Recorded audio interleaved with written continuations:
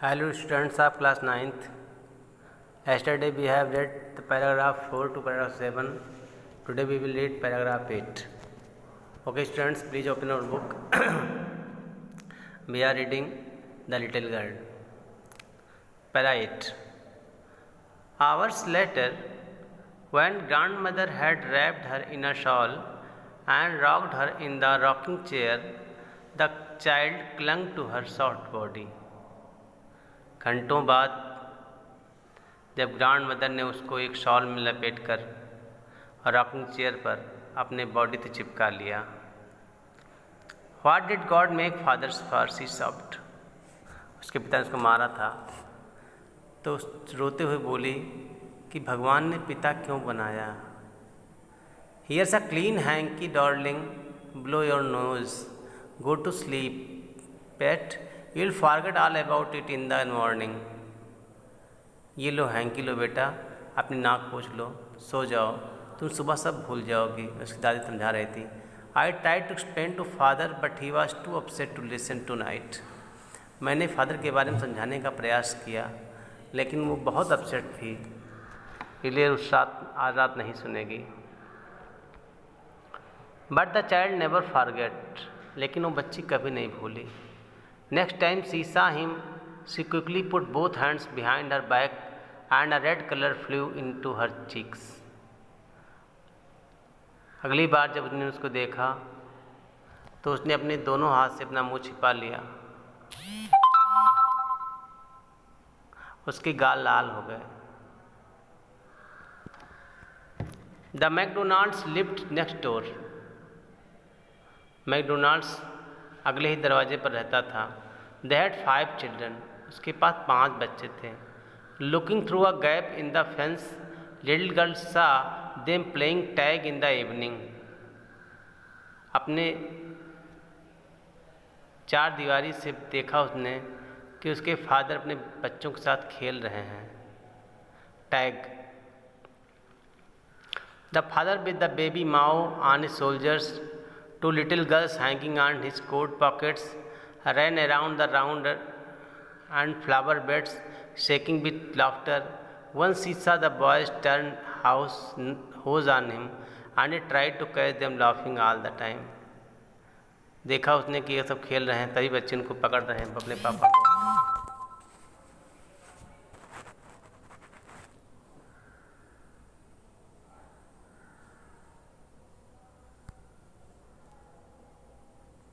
ये आप स्क्रीन पे देख सकते हैं। ये बच्ची देख रही है, मैकडोनाल्ड खेल रहे हैं। But while Alice was putting her to bed she grew suddenly afraid. लेकिन जब एलिस ने उस पर हाथ रखा वो अचानक डर गई। 10. What will I do if I have nightmare, she asked. क्या होगा अगर मैं कहूँ कि कोई बुरा सपना है, मैंने पूछा। I often have nightmares. Then Granny takes me into her bed. I can't stay in the dark. It all get whispery. मैं अकेले नहीं लेट सकती बेड पे अंधेरे में, मुझे तरह तरह की आवाज़ें आती हैं। You just go to sleep child, said Alice. Alice ने कहा, तुम बेटा सो जाओ। Pulling off her socks. And don't scream and beg your poor paw. मत चिल्लाना ताकि तुम्हारे पापा जग जाएं।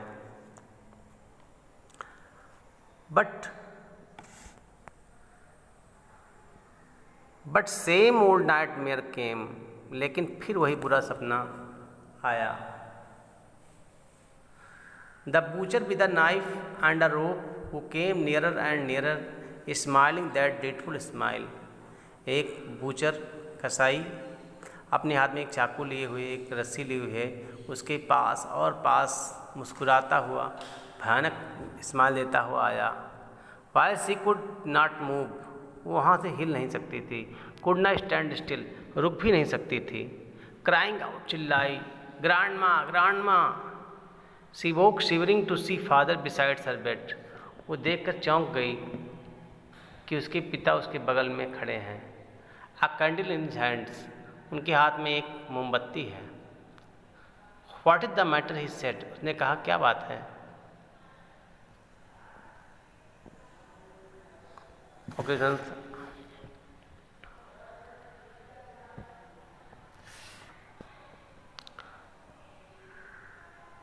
Oh, a butcher, a knife, I want granny.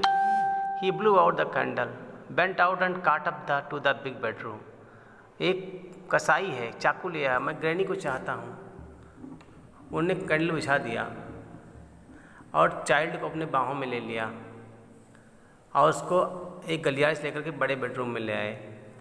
Uh newspaper was on the bed, bed पर न्यूज़पेपर था।